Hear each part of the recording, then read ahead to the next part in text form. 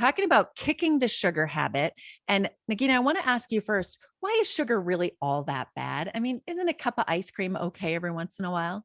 Oh, sugar is one of the joys of life. And, I actually, when I was growing up and when I was starting my adult life, I just loved sugar. It was my treat. It was the things that after I did well in something, I would go and get some ice cream.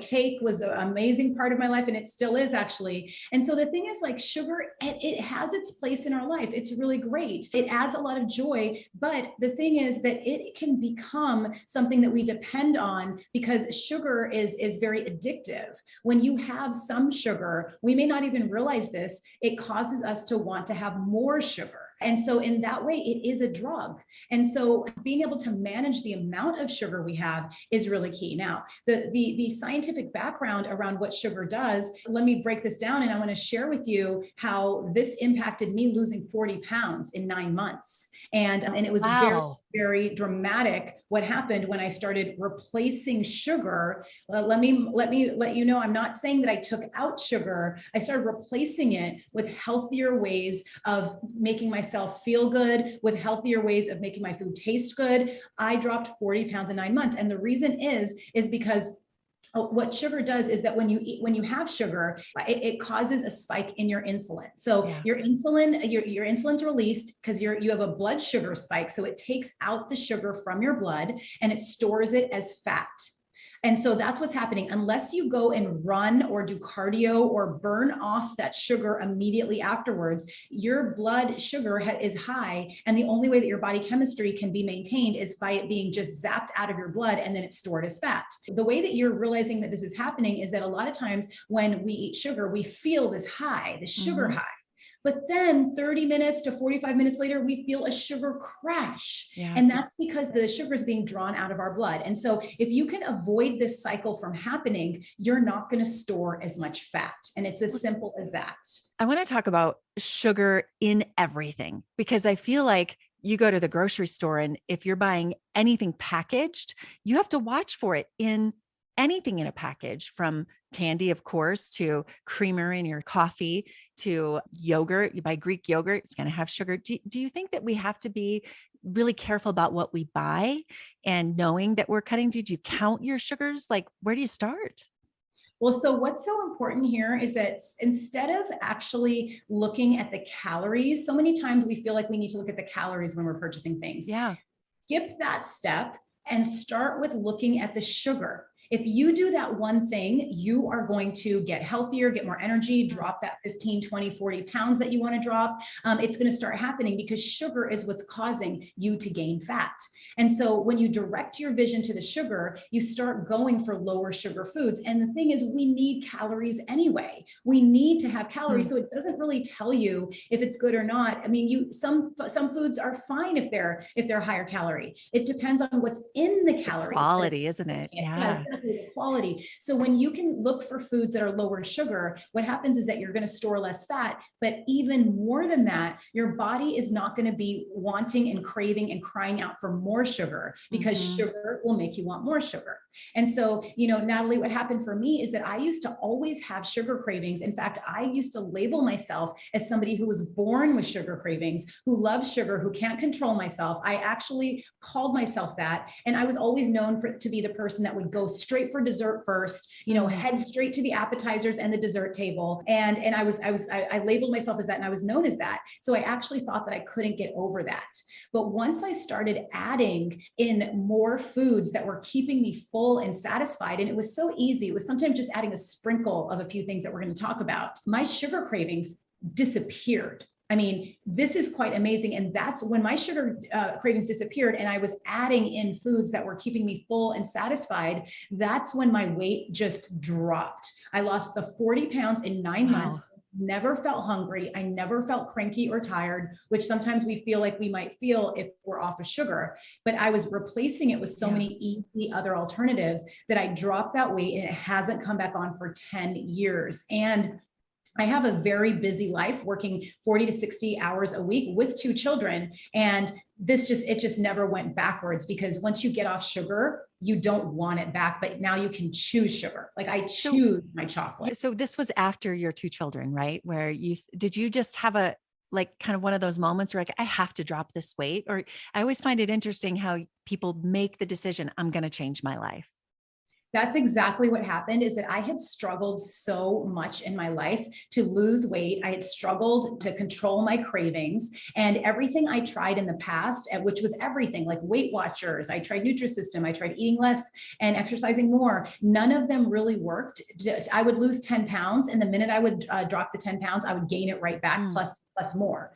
And after I had 2 children, I was working in a very demanding career. And so with 2 children pretty close together, I was at the maximum weight of my life. And it was at a point where, first of all, I felt really low about myself. Like I would think about what to wear when I was going to go back to work after maternity leave. I would think about what was I going to wear to dinner with my husband. And I didn't even want to go. Like my life started becoming smaller because I didn't feel good about myself. And what happened was there was a moment where I was sitting on my couch when my 2 kids were running around at very young ages, and my back actually had physical pain at this point because I had extra weight on my body. I later went on to find out it was because of the extra weight.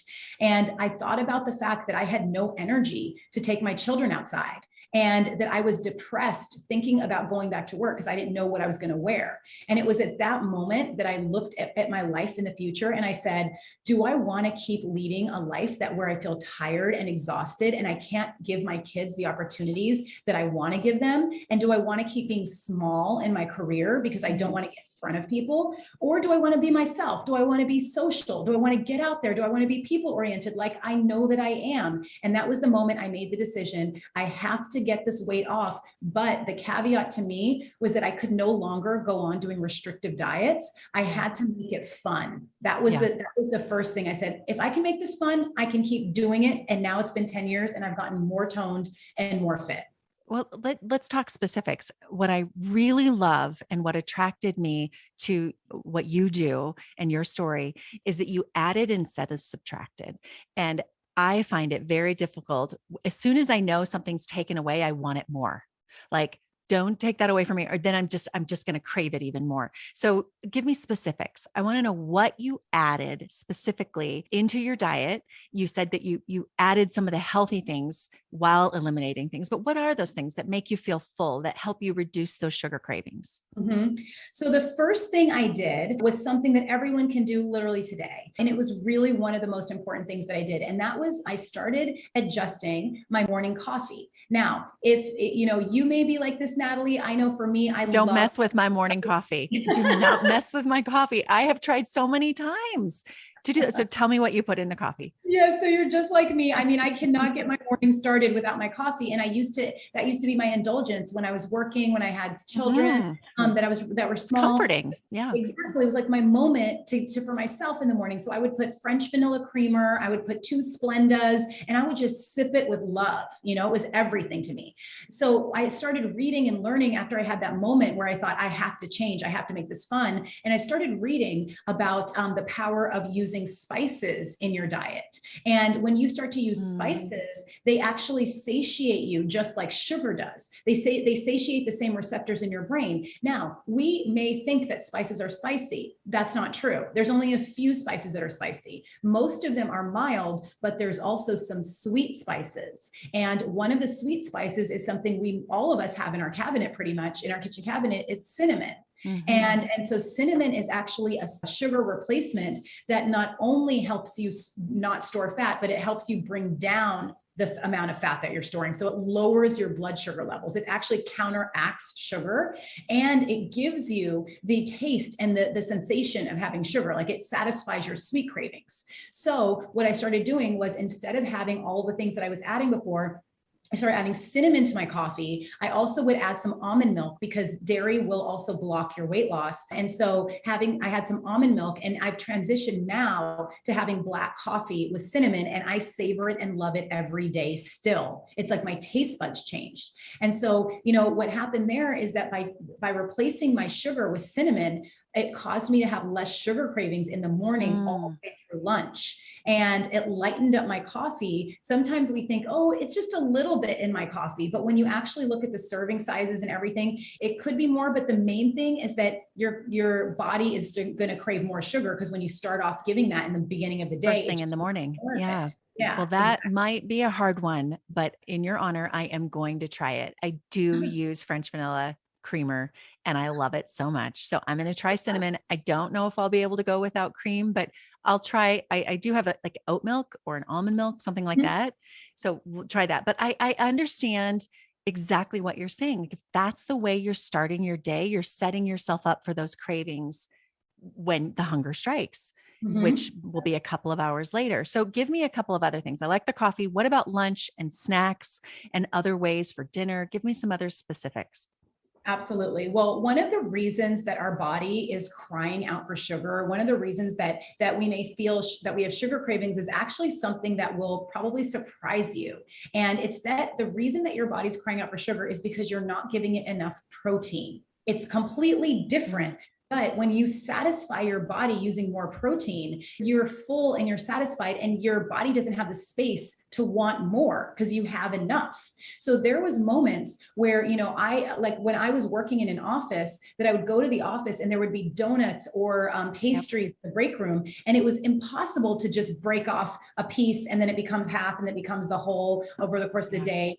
But after you start giving yourself what I call protein more, and I'll give you some examples of how to do this, you can literally have people bring in your favorite cookies, bring in your favorite pastries, and you just don't even want it. It's a very big mindset shift when your body is satisfied. And so, 90% of sugar cravings are taken care of by the right nutrition. There's a little amount that's still left if you have emotional cravings, but that can also be worked through. Most of it is because you're not feeding yourself. And so protein more is especially important in the morning as well, and having protein in your breakfast. So having protein can come in the form of eating eggs. If you eat eggs and eating enough eggs, like 2 eggs is fine, but if you have some egg whites, like a 1/4 to a 1/2 cup of egg whites with it, then you're bumping up the protein without bumping up all the fat and cholesterol that eggs have in it. 2 eggs are fine, but more than that becomes a little bit too much for your body for the day. Other ways to get protein in the morning are a protein shake, like using protein powder, a vegan or a whey protein powder, or using Greek yogurt, which is a much healthier form of dairy that's been pasteurized with less sugar and much more protein.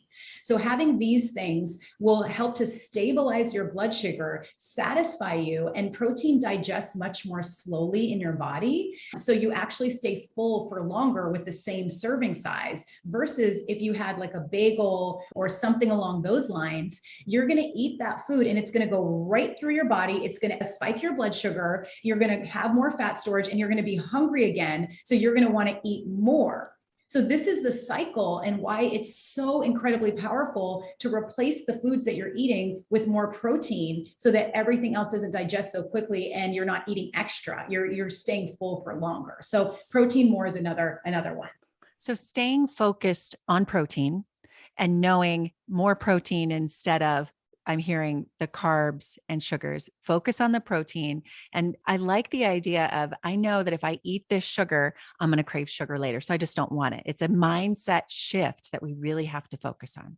Yes, absolutely. It's a mindset shift. And that's the thing, is like thinking, if I take this one step, it's not just this one step. It's going to keep going in that direction.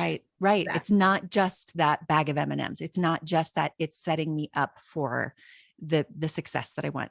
Okay. Let's talk about family. You have 2 kids. I've got 3 kids. I've got a husband. They like sugar. Who doesn't, right? I know every family out there and every person listening is like, how am I going to do this if my family's not on board? And I want them to benefit from it as much as I do. How do you incorporate this into a family environment?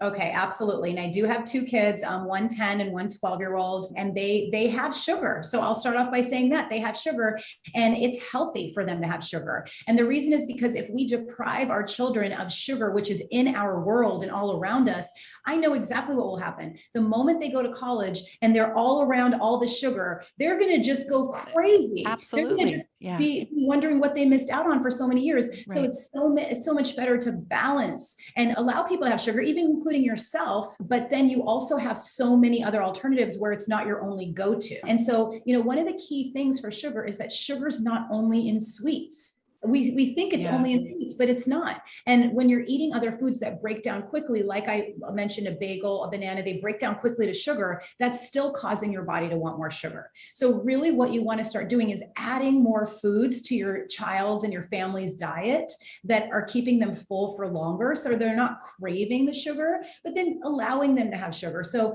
having more protein at dinner, having, grains that are not going to digest as quickly and turn into sugar. So grains are things like, instead of having rice, trying to have something like couscous, or there's a type of food called millet, which is a much lighter form of a rice, but it looks just like it and it tastes really great. Having more cooked vegetables, even though our kids may not like vegetables, at least you having it and them seeing you have it. Yes. That's really key. So it doesn't have to come only in the form of like not allowing sugar. It's more about adding more vegetables, adding more protein, and then also adding foods like lentils or beans, because lentils or beans are actually carbs that break down very slowly, much more slowly than like bread or rice or anything like that. So really getting educated about healthy carbs, those carbs that break down slowly so that you're not craving sugar afterwards, and then adding some more of those things to your child's diet and to your family's diet, things like tacos, taco bowls, like foods like that include those as healthier carbs. And your kids won't have the need for as much sugar, but they'll enjoy it when they have it. Sure. But they're not craving it as much because it's not their primary or their first thing. Exactly. So adding these other things. What are your feelings on other sweeteners? Fake sweeteners, even more natural things I hear about, like stevia, or what are your feelings on sweetening things in a different way? Yes, absolutely. So this is the thing about artificial sweeteners. So artificial sweeteners they don't necessarily spike your insulin. They don't have calories. I used to, like I was mentioning before, I used to have 2 Splenda a day. I mean, I loved it. It was so amazing. But here's what happens with sweeteners is that it causes your brain to be addicted to the taste of sweet. And so it's not only about your like, does it have calories? Is it going to help me am I going to put on weight? It's about the fact that your body is going to be aching for sugar because your brain is addicted to that flavor. And so when that happens, you actually can't even taste vegetables like they would taste. Like now I actually am at a place in my life where I crave vegetables, which I never thought was possible. Like I can't have a meal without a very big portion of it being vegetables. I used to feel that way about sugar, but when I was using artificial sweeteners, I didn't like the taste of vegetables because I needed everything to be really sweet. Yeah, exactly. It's just training yourself. Trained, exactly. Yeah. And we're naturally, with the foods that we have in our culture, we're used to eating more sugary foods, and so we're seeking that out. But it can be changed. It's almost like I think about things like technology, and every time I hear the statistics of every time you get that dopamine hit of getting new email or checks, and it's the same thing with sugar. It's like those dopamine hits of, it feels good, I've got this. And we have to train ourselves away from that to appreciate the other things. And it's hard. I will be the first to say that. It's hard. I like sugar. I like my phone, but training ourselves and disciplining ourselves to enjoy other things, which, by the way, you mentioned spices. And I have just recently, you talked about cinnamon, but I want to know a few others, because once you do get away from that and you start appreciating, enjoying spices, it's lovely and wonderful. And those tastes of all kinds of fun, different spices that you can put on meats and vegetables and things where you enjoy that. Can you give me a few others that you use that maybe we can just start appreciating those more? Absolutely. And this was one of the key ways that I also, like I was mentioning, got off sugar is because I started making everything taste good using spices, and I stopped depending on the sweet taste. And so I'll tell you a few that are so amazing, and they also have really great weight loss benefits and health benefits. One of them is turmeric. And turmeric has become very popular recently, though it's been used for centuries by our ancestors. And the benefit of turmeric is, well, first of all, it's a beautiful yellow color, and it's very mild in taste. It may look very shocking and powerful when you look at it, but it's a very mild taste. You almost can't even taste that it's there.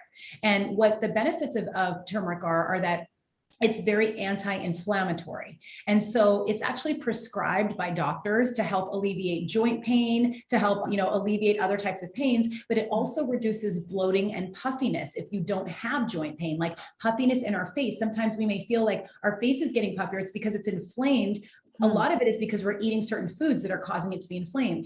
A lot of times you may feel that you experience bloating. It may be an everyday feeling, in fact, for many women. And what you can do is you just have to decrease the inflammation. You can use turmeric, and then you also want to start eating more natural, real foods. And so the way to use turmeric is very easy. If you eat eggs, you can add a half teaspoon into your eggs because it's yellow. It goes right with it. You won't even notice that it's there. You can also add it into your smoothie or into your protein shake if you're going to the gym before or after, because what it does is it helps with muscle recovery because it reduces inflammation. It helps you relax. Okay. Great. So you can also do a turmeric tea. So that's one example, turmeric. Another one do you want me to share? So I shared a sweet one, which is cinnamon. I shared a mild one, which is turmeric.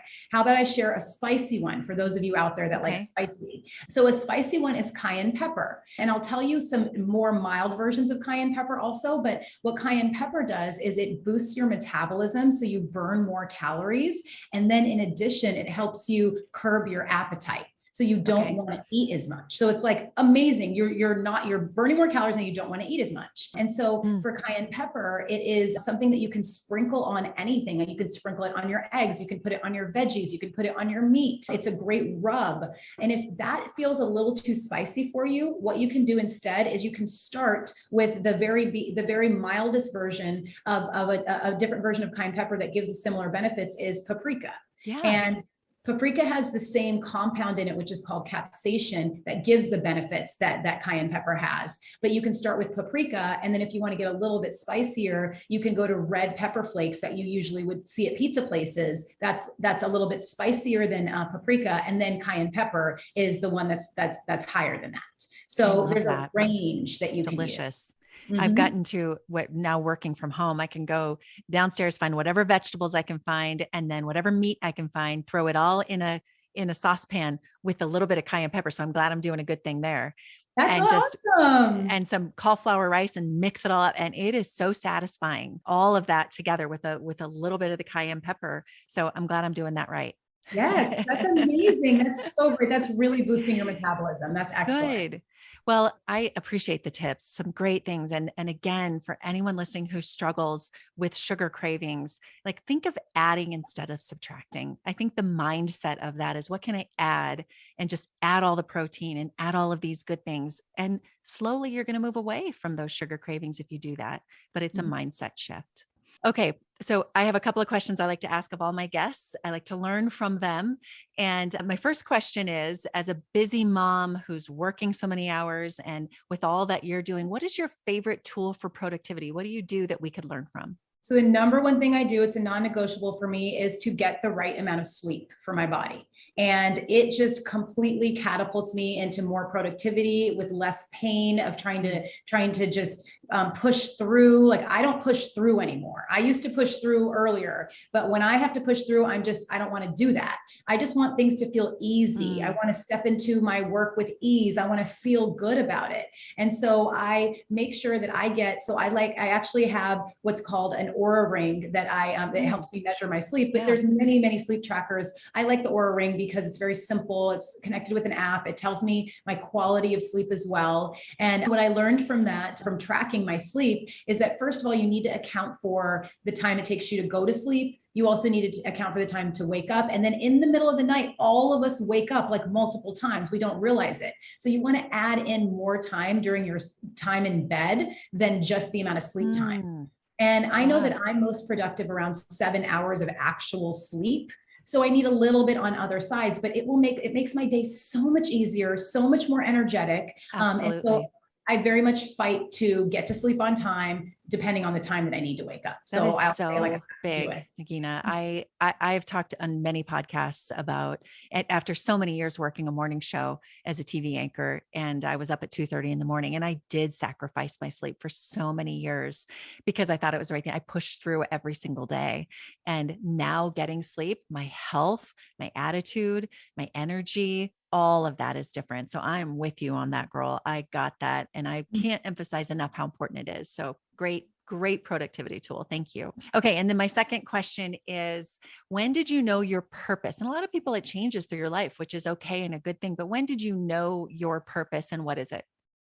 Okay, absolutely. Well, this was during the time that I was losing weight and I had lost my first 20 pounds, and it felt so effortless in doing it the way that I had that I shared here, by just adding more foods, learning what foods had sugar in it, adding other foods into my diet, using spices to make my food taste good. And what happened is that when I lost 20 pounds, it was only 3 months that it took me to lose that. And it was so much easier than all the restrictive, hard methods I had used for 20 other years before I found that. And when I did that, I had reached the weight that I thought I wanted to reach, but I said, I'm just going to keep doing this because it feels so good. And it's so much easier because I had all these like easy ways of putting my meals together. I'm just going to keep doing this. And then I lost 20 more pounds. I didn't realize I needed to lose it, but I did because I was at the healthiest, most fit place. And that's when I realized it doesn't have to be so hard to lose weight. It can actually be really easy. It's just that I've been listening to the wrong information, the wrong mainstream information for my whole life. Now I found a way, and this is what I have to share I have to share this message with the rest of the world, with other women, so that they know it's not hard. It can feel easy and you can do it. I love that. Isn't it interesting how we complicate things? Like, I mean, what you do and what you now teach is just so right. And it's what we all should be doing. But we come up with all these other scenarios of, I need to do this, I need to count calories, and I need to eat specific things. It's just like, just go to basics, like what you're teaching. And I love that. Appreciate the spices and watch the sugars. And it is pretty basic. Yeah. Well, thank you. Where can people find you and get more information on all that you give people? Oh, yes, absolutely. Well, I am just so excited to share that I have created a special free gift for Natalie Tysdal podcast listeners. And this is my free or my complimentary sweet spice cheat sheet with the spice that's in your kitchen cabinet. We talked a little bit about this, but I'm going to give you even more info on it. It helps to lower blood sugar and curb sugar cravings. And the cheat sheet, it includes 3 health benefits of using this spice, 5 ways to use it in your day, and an easy recipe. In fact, it's a fat burning tea recipe using this spice. And that's available at masalabody.com/Natalie Tysdal. And you'll have the link as well. Fantastic. Thank you so much. I'll put those in the show notes too, for anybody who's looking for that and wants that. And I just appreciate your time. It's great to talk to you. Absolutely. It's been so great to be here, Natalie. Thanks so much. Okay. We'll talk again soon. Thank you for joining the Natalie Tysdal podcast. You can follow along on Instagram and at natalietysdal.com. Subscribe to the show to catch every new episode and leave a review so I can continue to bring you fresh content. See you next week.